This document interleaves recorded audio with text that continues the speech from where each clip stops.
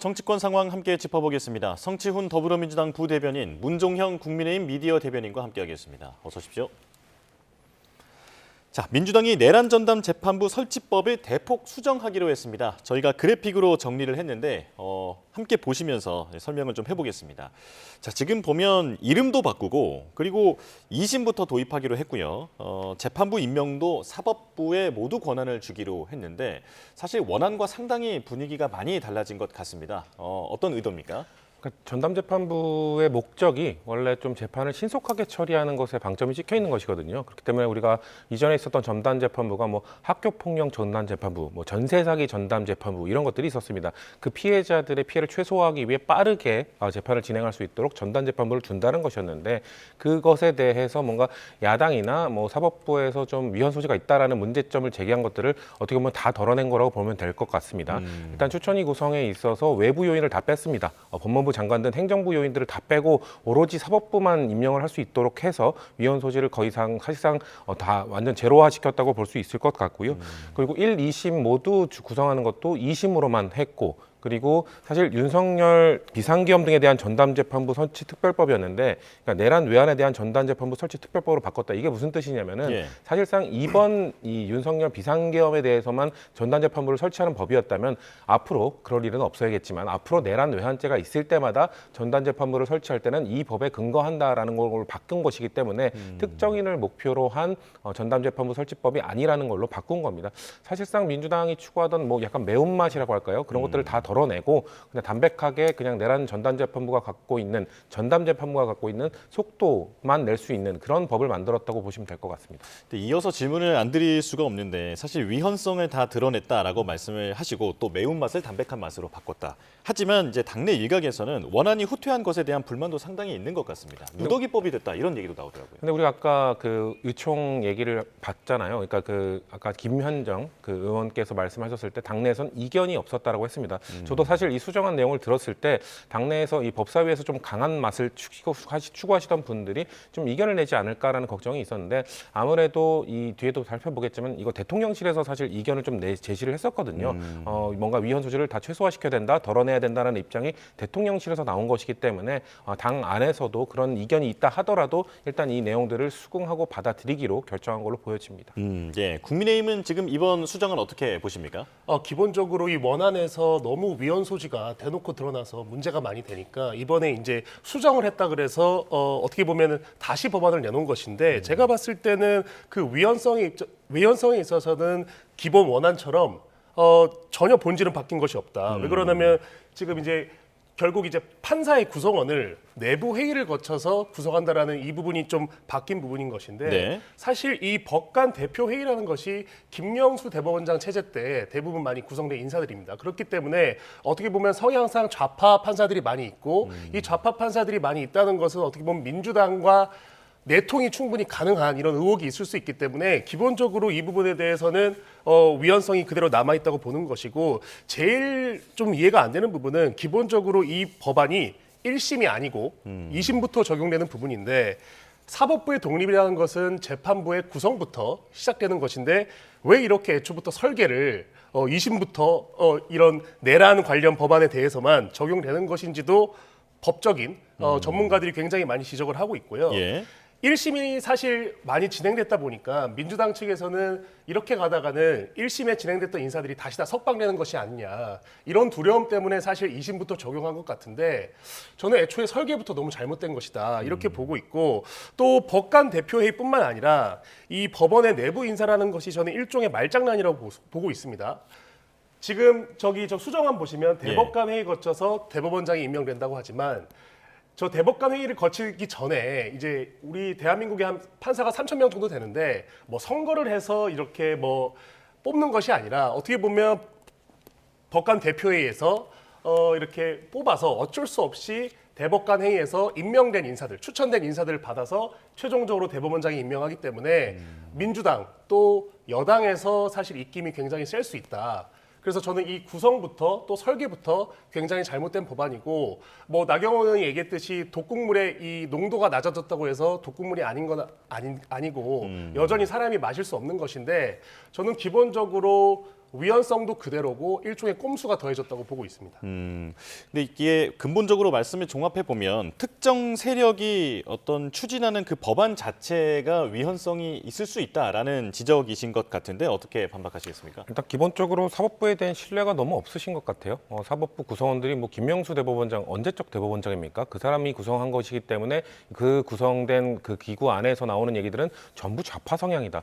너무 색깔론으로 들이대는 것 같고요. 일단 기본적으로 사법부에 대한 신뢰가 밑바탕이 되어야 무슨 논의든 시작할 수 있는 겁니다. 사법부 못 믿겠다고 해버리면 아무 법안도 추진할 수 없습니다. 사실 저희가 이런 처음 초안을 내놓았을 때도 저희는 위헌 소지가 없다고 생각했음에도 불구하고 야당이 지적했던 부분은 사법부만 해야 된다. 사법부의 독립성 지켜줘야 되는 것 아니냐. 행정부, 법무부 장관이 들어가면 사실상 행정부의 목소리가 드러나가는 것이기 때문에 그것을 위헌 소지라고 지적했던 것 아닙니까? 그럴 때는 뭔가 사법부의 독립성과 독립성에 기반한 신뢰를 믿어줘야 된다라고 이야기를 하면서 이 행정부 요인을 다 덜어내고 사법부만 하자라고 하니까 사법부도 믿을 수 없다. 사법부도 좌파에 오염되어 있다. 사법부도 집권 여당에 오염될 수밖에 없다. 이런 식으로 주장을 해버리면 앞으로 사법부에 대한 신뢰는 누가 담보할 겁니까? 이런 식으로 뭔가 민주당의 법안을 반대하기 위해서 집권 여당의 법안을 반대하기 위한 명분으로 사법부 믿을 수 없다는 식으로 얘기를 해버리면 이 삼권 분립에 근거하고 있는 이 사법부의 신뢰 자체가 국민들이 역시 사법부는 믿을 수 없는 곳이구나. 사법부는 여당이 바뀔 때마다 그냥 여당 성향으로 쏠리는구나. 이런 마음을 가지실 수 있거든요. 그러니까 저는 법안을 반대하더라도 반대하는 명분을 신중하게 선택해야 되는 것이 사법부의 신뢰를 실추시키는 쪽으로 방향을 하면서 뭔가 계속해서 그 법안을 실추시키게 노력을 한다면 전체적인 국가 시스템이 무너질 수 있습니다. 그렇기 때문에 반대를 하는 건 전 이해를 합니다. 야당의 목적은 그거니까요. 근데 그럼에도 불구하고 전체 시스템을 고려하면서 좀 반대를 하시라는 말씀 드리고 싶습니다. 네, 일단 민주당 측에서 주도적으로 지금 추진하고 있는 것이기 때문에 조금 더 질문을 드리겠습니다. 21일이나 22일 국회 본회의를 열어서 민주당은 처리할 것으로 보이는데 그런데 만약에 이게 실제로 추진이 된다면 윤 전 대통령 측은 거의 100% 헌법 소원을 제기하지 않겠습니까? 그렇다면 내란 재판은 오히려 늦어지는 것은 기정사실이 될 텐데 그럼에도 추진을 할 것인가? 당내 분위기는 어떻습니까? 일단 기존에 있었던 기존 안에서 수정안으로 바꾼 이유 자체가 말씀하신 것처럼 윤석열 전 대통령의 변호인단은 당연히 이걸 위헌 소지를 걸 거고 이것이 만약에 정말 그 헌법재판소에서 받아들여져서 실제 심사로 들어갈 경우 뭐 구속 취소까지 될 수 있다, 뭐 풀릴 수도 있다 이런 얘기들이 있었던 거잖아요. 근데 민주당에서 지금 이번에 수정안을 낸 거는 아예 헌법재판소가 이걸 헌법소원 심판을 하는 것까지 가지도 않을 것이다.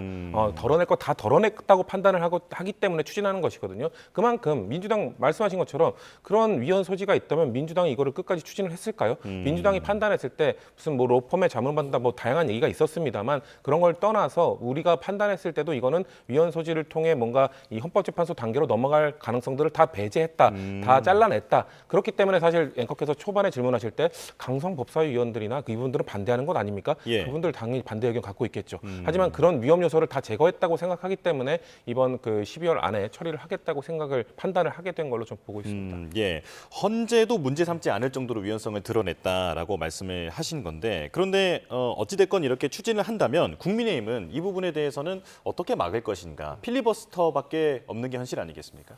기본적으로 당연히 이제 필리버스터를 검토를 하고 있는 것이고요. 또 이제 위헌 소지를 다 제거했다고 하는 것은 굉장히 일방적인 주장일 수 있는 것인데 이제 예를 들어 윤석열 대통령의 이름을 뺐습니다.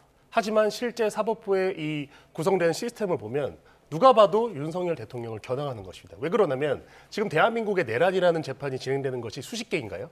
딱 한 건입니다. 그렇기 때문에 이건 누가 봐도 윤석열 대통령을 겨냥한 것이고 심지어 그 재판을 진행하는 방식마저 특별한 방식으로 2심부터 적용하는 방식으로 되고 있기 때문에 이것 자체가 기본적으로 지극히 위헌성이 크다라고 보고 있기 때문에 헌법재판관들이 이 부분에 대해서는 지극히 상식적인 판단을 할 것이라고 보기 때문에 저는 이게 굉장히 일종의 폭탄이 될 수가 있습니다. 왜 그러냐면 위헌에 대한 어떤 그 판단이 내려지면 민주당 입장에서는 굉장히 골치가 아플 것이기 때문에 저는 이 부분이 법적인 다툼이 적어도 굉장히 클 것이라고 보고 있습니다. 그리고 이제 저희 당 같은 경우는 이제 필리버스터를 하면서 이 부분에 대해서 이 위헌성에 대해서 널리 알려야 합니다. 지금 국민들은 사실 이게 막 법적인 논리, 법리가 막 섞여 있기 때문에 이렇게 이름 바꾸고 뭐 이제 윤석열 대통령 이름 빼고 2심부터 적용하면 괜찮은 거 아니야? 이렇게 생각할 수 있는데 본질은 똑같고 오히려 꼼수가 더해졌기 때문에 이 부분을 적극적으로 국회 본회의장에서 어필을 해야 되는 것이다. 그래서 지금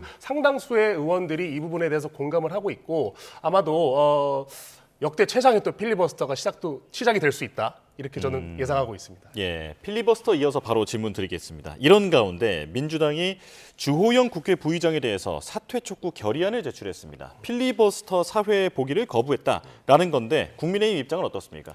그러니까 사실 이게 조금 약간 황당한 의문인 것인 게요. 이제 사실 주호영 부의장이 이 필리버스터 사회 보기를 거부한 것은 일종의 항의성입니다. 그러니까 우원식 국회의장이 나경원 의원의 이제 필리버스터 도중에 마이크를 뺏어갔었습니까? 마이크를 중단시켰기 때문에 네. 이거 너무 편파적인 진행 아니냐. 이렇게 해서 항의성으로 이렇게 한 것인데 이걸 마치 이제 국회 부의장이 일을 안 했다. 그리고 우원식 의장이 이것 때문에 뭐 아주 과로에 시달렸다. 12시간 가까이 이제 필리버스터를 진행했다. 이런 걸 자체를 이제 고발까지 하는 것은 좀 과한 처사가 아닌가. 왜 그러냐면 지난 이제 국회에서 역사를 돌이켜보면 국민의힘, 민주당 할 거 없이 뭐 노래를 부른다든지 좀 기이한 행각을 하면서도 서로 고소고발은 자제했거든요. 근데 이제 어떻게 보면 일종의 해프닝인 것인데 이걸 가지고 뭐 고발까지 하는 것은 다소 저는 무리한 부분이 있다 이렇게 보고 있습니다. 네. 민주당 입장은 어떻습니까? 항의성이라고 보기 어려운 게요. 나경원 의원 건이 발생하기 전부터 주호영 부의장은 필리버스터 사회를 안 받습니다. 이전에 있었던 필리버스터도 계속 안 받어요. 그러니까 필리버스터 제도가 뭡니까? 소수 야당이 합법적으로 의사결정 방향 그 과정을 지연시킬 수 있는 전략이잖아요. 근데 그러니까 야당이 하고자 해서 필리버스터를 하는데 야당이 추천한 국회 부의장이 사회를 안 보는 겁니다. 지금 국회의장단은 의장 1명, 부의장 여당 추천 1명, 야당 추천 1명에서 3명으로 구성되어 있습니다. 필리버스터가 하루 종일 24시간 돌아가게 되면 이 세 분이 돌아가면서 사회를 보도록 되어 있는 것이거든요. 한 명이 빠지면 어떻게 됩니까? 12시간씩 2교대를 하든 8시간씩 3교대를 해서 그럼 한 명은 16시간, 24시간 중에 16시간을 사회를 봐야 되는 겁니다. 이거는 중노동행 중에 중노동이죠. 그렇기 때문에 주호영 부의장이 이번만 뭐 나경원 건 이후에 갑자기 항의성으로 한 게 아니라 이전 필리버스터에서 계속 거부를 했기 때문에 이건 문제가 있다. 일을 안 하면 부의장직을 받을 필요가 없다. 국회 부의장을 하면 국민 세금으로 인력도 더 보장을 해주고요. 더 많은 사무실도 제공받고요. 그런 사람이 일을 안 하는데 그 직을 유지해야 됩니까? 국민 세금 받았으면 일을 하시라는 말씀의 차원에서 저희는 그거에 대해서 문제 제기를 하고 있는 겁니다.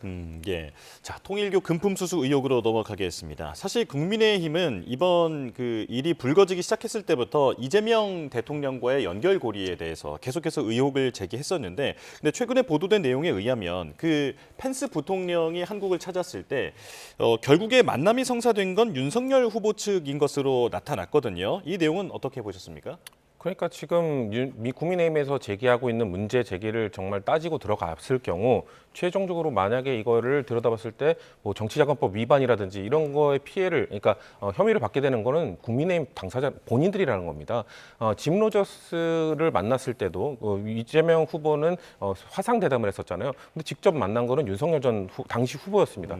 그리고 이 마이크 펜스 부통령도 민주당 입장에서는 미국의 부통령이 오니까 상당히 만나고 싶었겠죠. 근데 일정 때문에 못 만나서 화상 대담을 추진하고 싶은데 통일교는 이거를 받아들이지 않았고 결국 현장에 왔던 윤석열 전 대통령 당시 후보와의 면담만 진행이 된 겁니다. 사실 짐 로저스 제가 말씀드렸던 그 부분에 있어서도 계속 야당에서는 그때 그 돈 누가 댔냐 이런 식으로 얘기를 하면서 돈 댔으면 이거 정치자금법 위반이다 얘기하고 있는데 그렇게 똑같이 적용하면 결국 메이드 된 윤석열 전 대통령도 똑같이 위반을 한 게 되는 것이거든요. 그리고 사실 그 통일교의 그 수관 사업이었던 마이크 펜스 부통령이 왔던 그 한반도 평화 서밋이라는 그 행사 거기에 사실 이재명 후보가 결국 다른 제주 일정 때문에 못 감으로 인해서 한학자 총재의 눈 밖으로 나서 결국 한학자 총재가 양쪽 다 로비를 하다가 윤석열로 통일한다. 윤석열로 우리는 지지를 굳힌다라는 얘기를 했다는 소문이 파다하거든요. 그런 것처럼 결국 통일교의 이런 게이트에 대해서 들여다보자. 이재명 후보가 당시 했던 행사 이거 잘못된 거다. 이렇게 주장을 하다가 결국 문제가 될 수 있는 건 국민의힘 당사자들 본인이라는 걸 알아야 될 겁니다. 만약에 이거를 들여다보고 이게 문제시 될 경우 그러면은 이거 당선 무효형까지 갈 수 있습니다. 그러면은 그 당시에 선거 때 썼던 비용 500억 원 이상의 돈을 국민의힘은 반환해야 될 것이거든요. 그러니까 지금 문제 제기를 하는 것도 지금 뭐 몇 건에 떠진 지금 전재수 전 장관이나 이런 분들이 연관되어 있다고 해서 통일교와 관련된 모든 것들은 부정한 행위다라고 주장을 하다가는 본인들이 얘기한 덫에 본인들이 빠질 거란 말씀 드리고 싶습니다. 팔수록 국민의힘만 문제가 될 거다라는 말씀이신데요. 저는 그 일종의 물타기라고 보는 것인 게요. 만약에 윤석열 대통령이 현금을 받았다.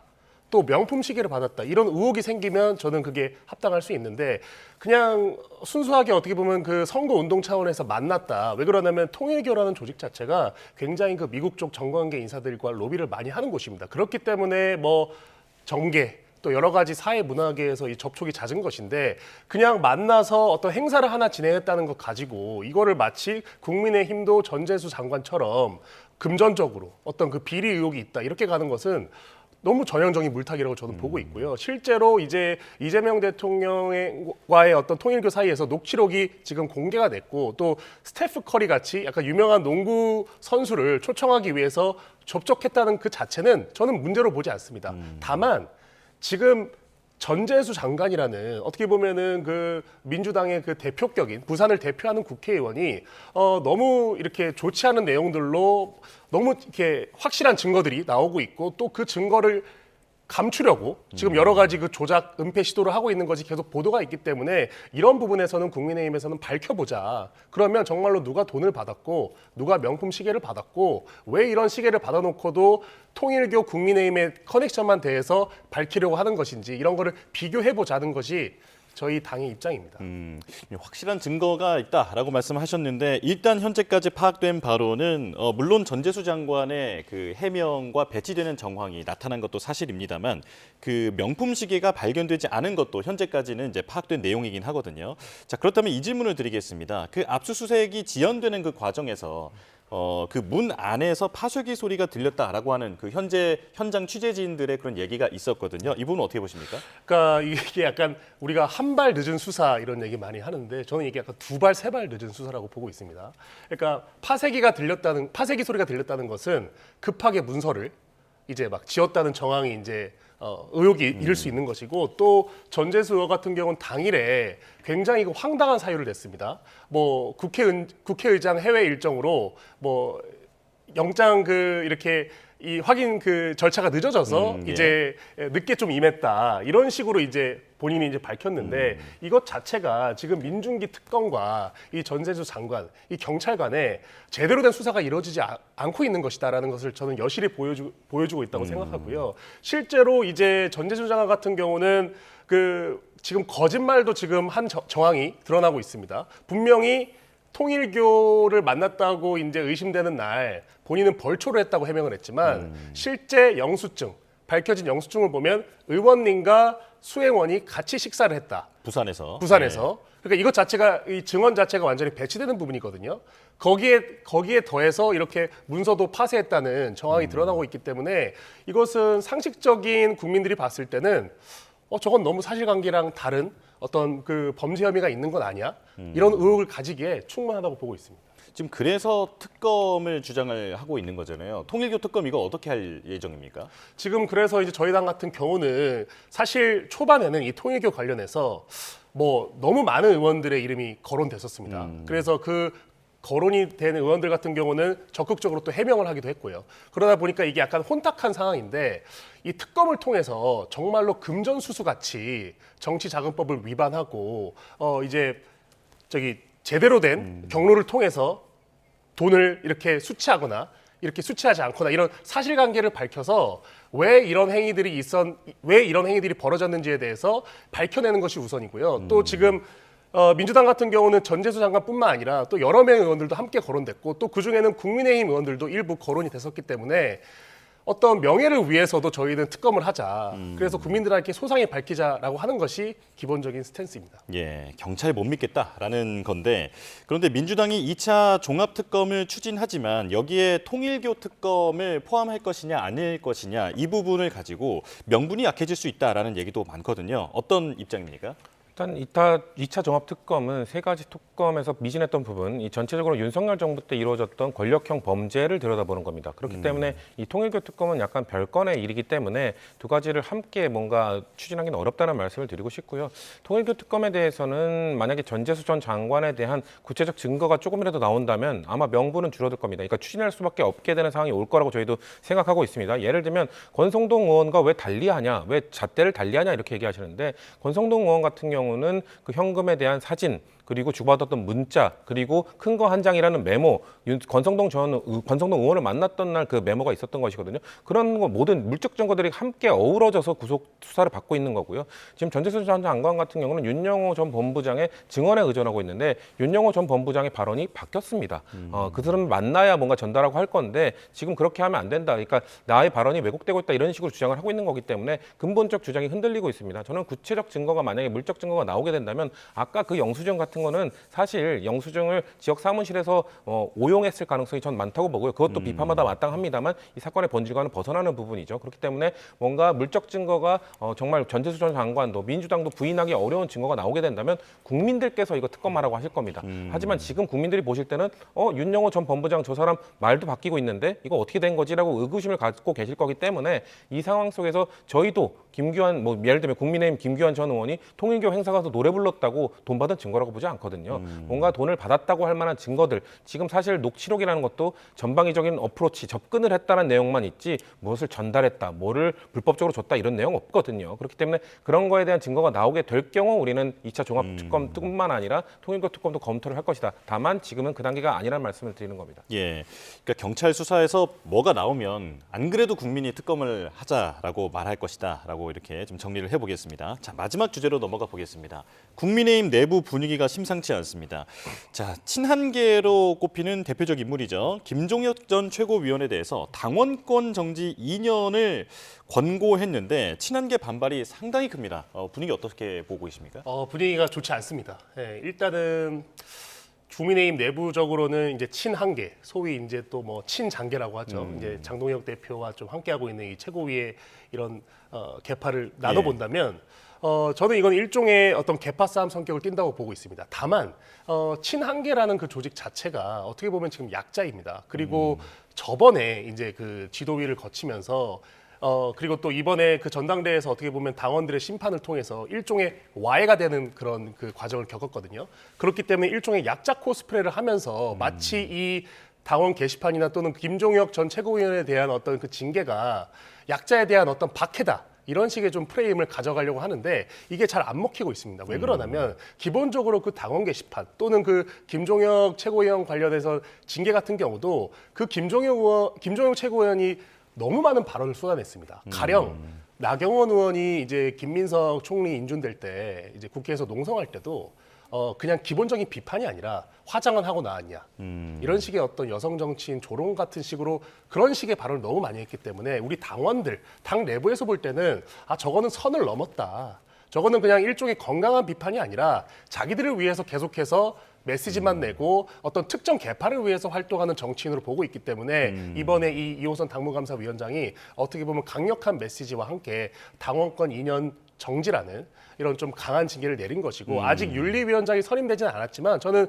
조속히 선임될 거라고 보고 있고 이런 어떤 그 김종혁 전 최고위원 또는 한동훈 전 대표 관련해서는 조속하게 마무리하는 것이 앞으로 이제 지방선거를 4개월 남겨둔 시점에서 당의 좋은 이제 방향이다 이렇게 보고 있습니다. 예, 계파 갈등도 그 성격이 좀 있다 이게 언급을 하셨는데 사실 그 단계 문제도 다시 꺼내는 마당에 여기에 김종혁 전 최고 징계까지 권고가 나오다 보니까 즉 국민의힘 내부에서는 완전히 친한계를 도려내려 하는 것 아니냐라고 하는 그런 이제 관측이 나오거든요. 민주당이 보기엔 어떻습니까? 이 당원권 정지가 정말 이루어진다면 사실상 추출 과정이라고 보면 되는 것이죠. 그러니까 내부 비판, 다른 소리를 내는 사람들을 당원권 징계로서 정치인에게 당원권 징계라는 건 출마를 못하도록 막는 것이기 때문에 사실상 정치 생명을 끊는 것이거든요. 김종혁 최고위원의 발언 수위가 높았다. 결국 내부 비판하는 사람들 잘라내는 것이고요. 당원 게시판 문제, 결국 당원 게시판에 뭐 가족들을 동원해서 대통령을 비판하는 글을 올렸다. 대통령 비판하는 글을 올린 게 왜 징계 사유가 되죠? 뭐 국가 원수 모독죄입니까? 유신 체제나 전두환 정권 때나 있었던 당 대표나 뭔가 대통령은 절대 비판해서는 안 된다. 이 죄의 근거에서 징계를 내리는 건가요? 그러니까 내부 비판에 대해서는 우리 당도 마찬가지입니다. 내부 비판에 대해서 그거에 대해 주류 세력이 뭔가 맞서고 뭔가 비판을 할 수는 있습니다만 그거에 대해서 징계까지 내리는 거는 저는 정당사에서 본 적이 없기 때문에 만약 정말 최종 결정이 이루어질 경우 국민의힘은 아마 더 큰 내용을 겪게 될 거라고 생각합니다. 네, 알겠습니다. 여기까지 말씀 듣겠습니다. 성치훈 더불어민주당 부대변인, 문종영 국민의힘 미디어 대변인과 함께했습니다. 고맙습니다.